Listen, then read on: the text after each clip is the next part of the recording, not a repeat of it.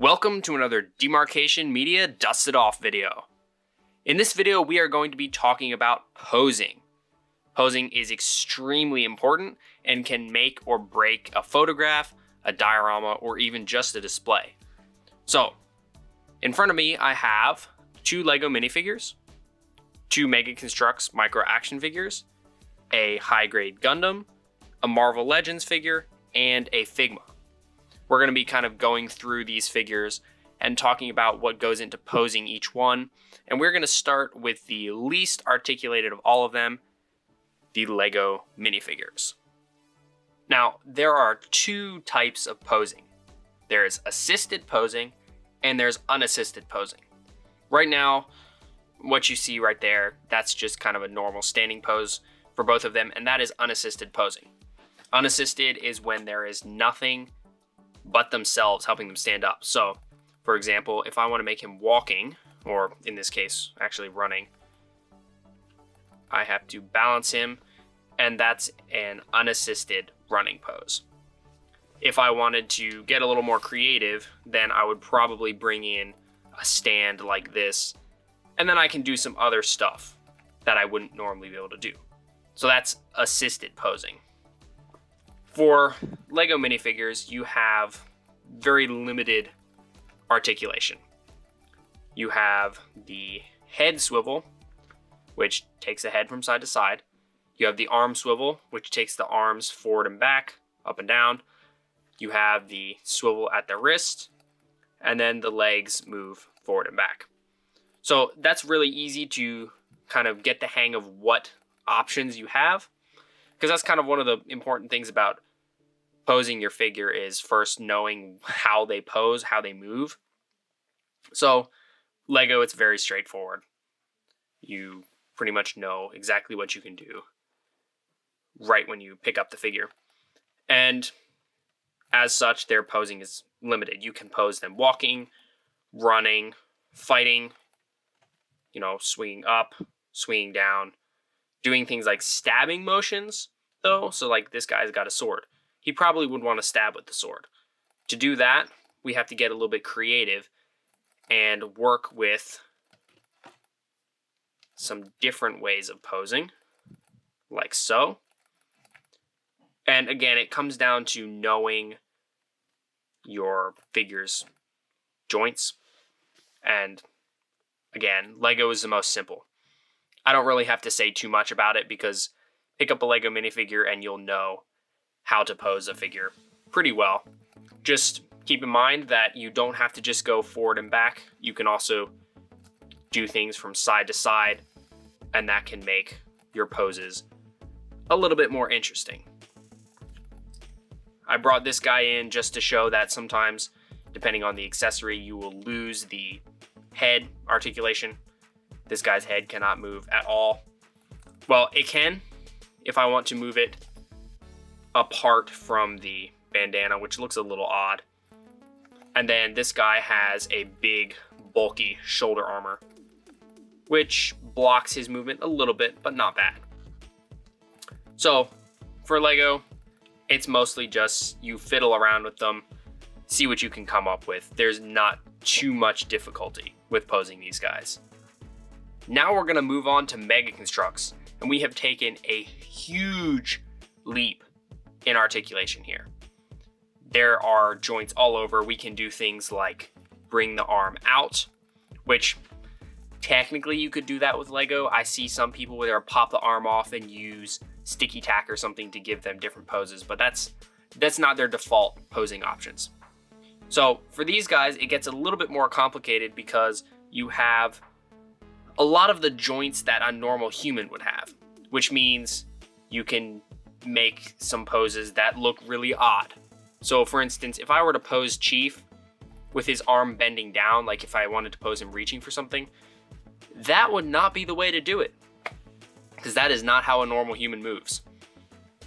Even for Cade, who is not really a human, that would look wrong.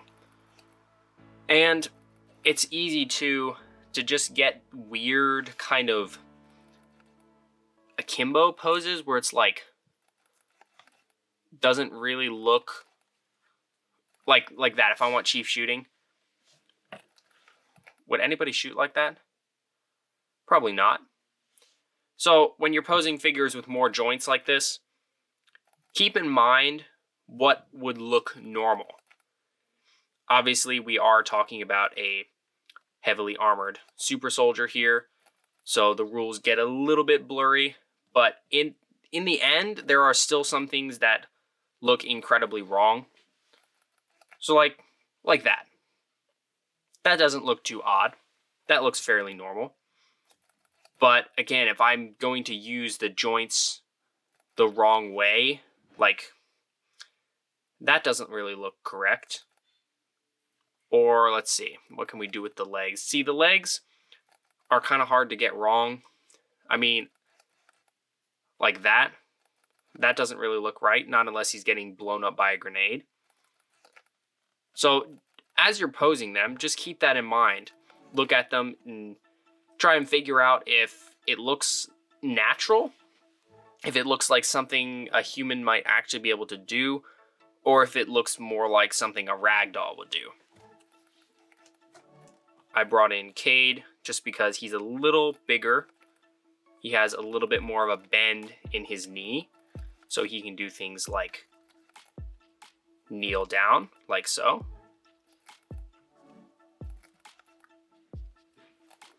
Like that. Looks pretty nice.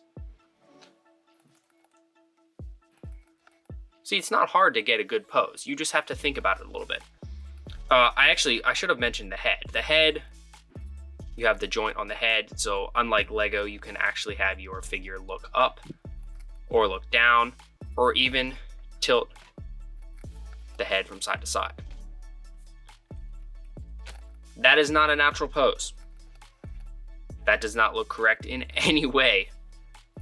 But if I were to do that, that does look more correct.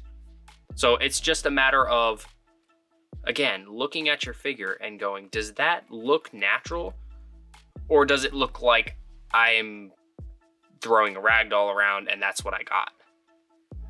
I'm not by any means an expert on posing. There are people that have turned posing action figures and whatnot into basically an art. That is definitely not me. I just know that, and if this is the only thing you walk away from this video thinking about, it's that you have to make the poses look natural and like something a human might actually be able to do. So we have moved on to the Marvel Legends, and obviously that is a big step up in size. Not necessarily amount of joints or posing options. Some of the Marvel Legends figures are very limited in their posing. This is Spider-Man. He's supposed to be very flexible, so he's got a fair amount of joints. But the biggest one that I want to talk about, and that's different from Mega Constructs, is the ab crunch. That's a very, very useful joint, one that I like using a lot, because all it takes is, bend his knees a little bit, like that, and now he looks ready for a fight. And that was just by bending the knees a little and then doing the ab crunch a little bit down.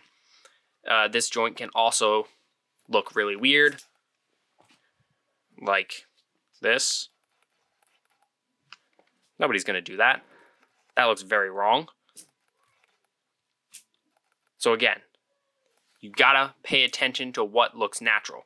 And for this guy, there is more joints. You have a double jointed elbow, which means you can bring the arm all the way up like that, as opposed to the Mega Constructs figures will give you about a 90-degree angle. For such tiny figures, that's extremely respectable because some larger figures can't get more than that. But it does give you more options here. You have a double jointed knee, so you can do things like that. It can kind of give you deeper crouches like that. Again, it's just kind of knowing where your figure has joints, how those joints move, and how you can use them to get a natural pose. Here we have a Figma Link. This guy is interesting because he does not really have double joints anywhere. but he does still get a fair bend, like for the knee. That's a single jointed knee, but it still gives you a pretty nice bend. However, the main few reasons why I brought this guy in is, first, there is a shoulder swing that gives you more reach across the torso. None of our other figures have had it. Lego definitely doesn't have it. Mega Construx does not have this kind of a joint at all. You can kind of make them reach across their torso by angling the shoulder joint, but it's not anything like this. And then Miles didn't have anything like this either. And this is really useful, but it can also look really wrong. Like right now, Link's arm does not look attached to his body. That's a pretty poor pose. Obviously, if you want to just do a pose that looks good from the front, you don't have to worry about that. But it's just another one of those things you have to think about, because you can just go very wrong with it. However, the main reason why I wanted to bring him in is that Link is a very good example of a figure that works best with assisted posing. He has very small feet. So we're going to bring in a Figma stand, which pegs into his back. And then he can do all kinds of things that normally an action figure would not be able to do. Like that. Look at that. Look how cool that looks. And that's only possible with a stand. That's a very clear assisted posing. I also consider using, say, his sword. Like, so if he were kneeling and he was going to fall over unless I had his sword planted on the ground, that is kind of also assisted posing. Just another thing to think about. But you can do a lot with these stands. For display, it's easy, just pop it on there. For dioramas, obviously, you're probably not going to be doing a Figma diorama. This is more for Lego or Mega Construx. Integrating your stands can be a little more difficult. And then for photography, like if I wanted to take a picture like this, I would have to set up my scene in such a way that I could Photoshop out the stand, because the stand is not supposed to exist there. He's supposed to be doing it unassisted. But for just the display, this is perfect. Now, the last type of figure that we're gonna talk about in this video is Gundam. And this kind of can apply to a lot of the anime type figures. I know there's a lot of Dragon Ball Z figures that will probably use the same sort of rules as this. And there's a lot that goes into posing Gundams, and I'm not gonna go into all of it. But some of the does this look natural thought processes for Gundam goes out the window because they're giant anime robots. So you can do kind of a little bit more crazy things. You're supposed to have them with very exaggerated poses, legs back, kind of like that. And, if a person was standing like this, you would wonder if they had back problems or not. But for a Gundam, it looks natural. So again, there's a lot to talk about with Gundams. I'm not going to go into all of it, but it's just kind of when it comes to more fantastical things like Gundams, you can put some of the rules out the window, but you still have to be thinking about whether it looks properly natural. And again, that's a little bit fuzzy when it comes to giant robots, but there are still some poses that look really just derpy. So like, let's see if I can get a good derpy pose. Like that. That is a terrible pose. It's a terrible pose for a couple reasons. The feet are really close together. He has a terrible stance. He's kind of leaned forward, and he kind of just looks like a toy that was picked up out of the toy box after being played with, and it's just bad. But if we widen his stance a little bit, pull the shoulders back, or if we want to get even fancier,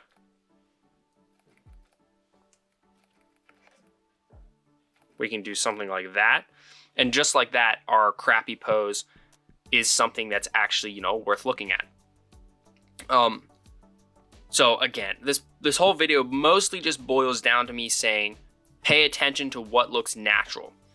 If you look at it and you go, wow, that looks a little bit odd, you probably should work on fine-tuning that pose a little bit so it doesn't look so awkward.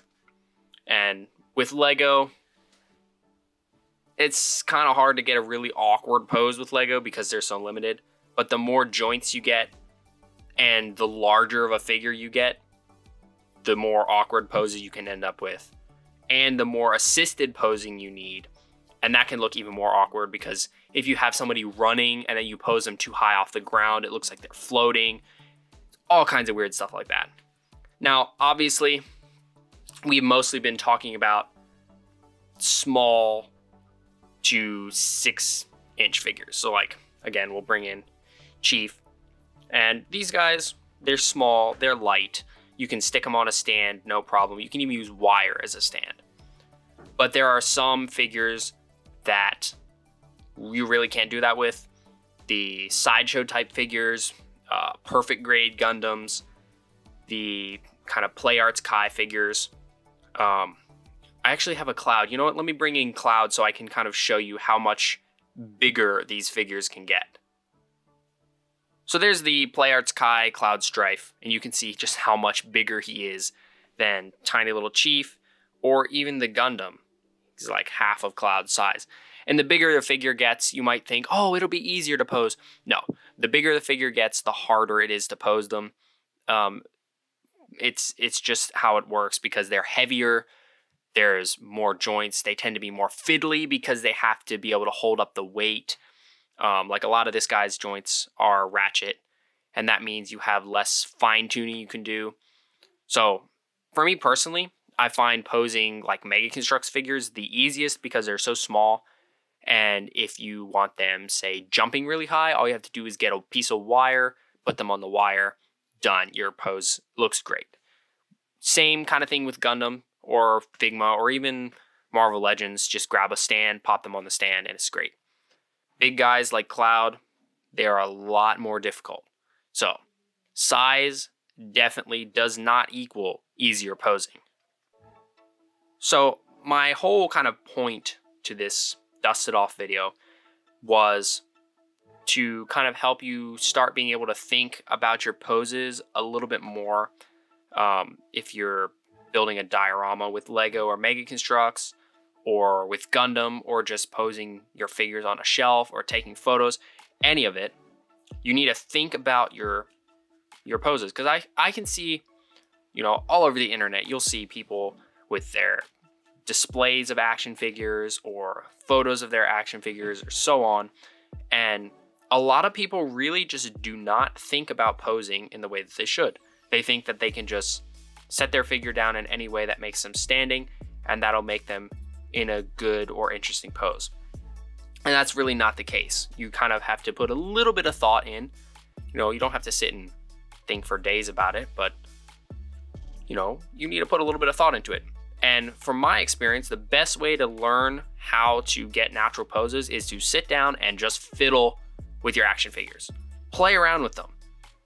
If you have Mega Construx, grab out a handful of your guys and just pose them for a little while. See what you can come up with. See what you can come up with just having them standing. See what you can come up with just having them on the stands, you know, above the ground. Same with Lego. Again, out of all of the figures here, Lego is the easiest to master. And then you have your bigger figures that require some longer practice. But like I said, if you only take one thing out of this kind of rambling video, look for the natural poses. That will make or break whatever you are trying to do with your action figures, is whether it looks natural or not. Thanks so much for watching. If you enjoyed this video, please leave a like and consider subscribing, and I'll see you next time.